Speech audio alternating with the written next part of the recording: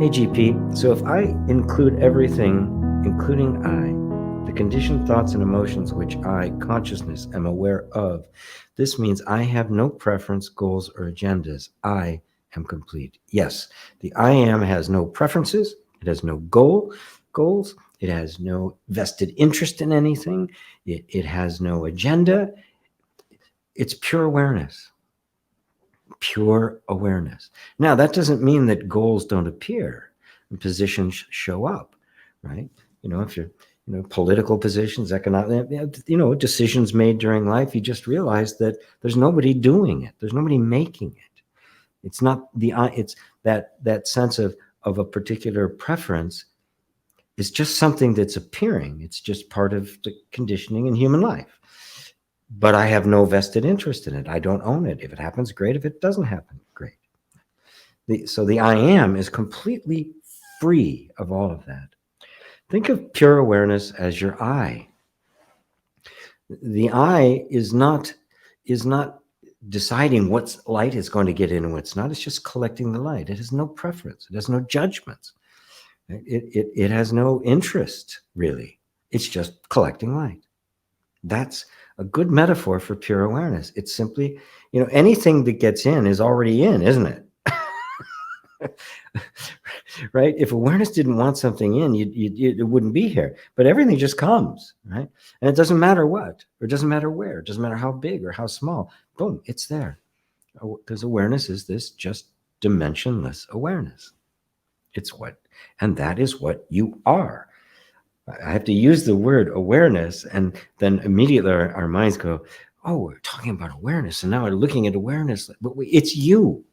It is you. The real you has no preferences, has no vested interest in any outcome.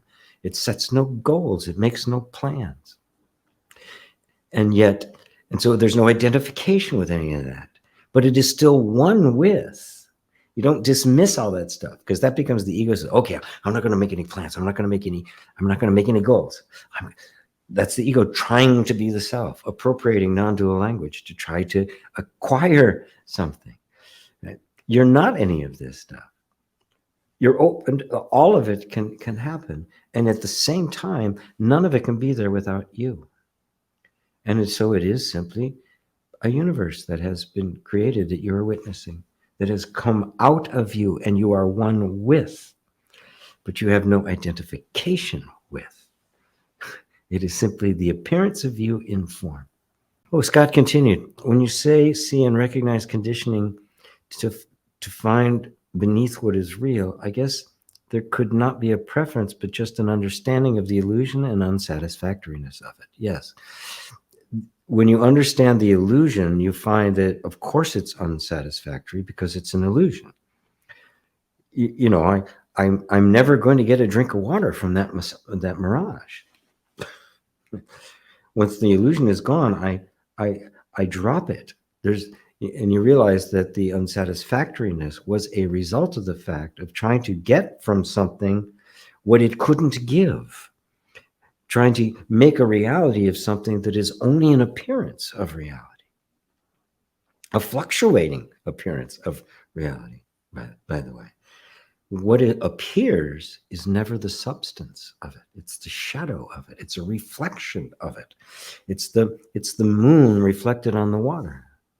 When the mind is still and peaceful, you see the moon perfectly, but the reflection is never the moon. The universe is a reflection of yourself. It is not a thing. You can't get anything from it any more than you can go on a date with an image in a mirror. You can't do it. There's nothing there to get. You can't get your thirst quenched by a picture of a glass of water. You can't eat the menu. It is an appearance. I'm drawing your attention to that which is not an appearance, that which is the substance of everything that does appear. And everything that appears, though, is not separate from it. It isn't an entity that exists independently from it. There's no entity there at all, any more than there's an entity in the mirage in the desert. There's just heat and sun and light. And where do they all come from? They originate with the perceiver of them. There is no out there. There is no world. There's no universe. That is, there's no universe separate from the mind of God,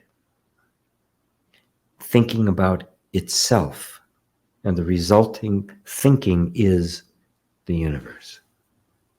That's one way you could put it.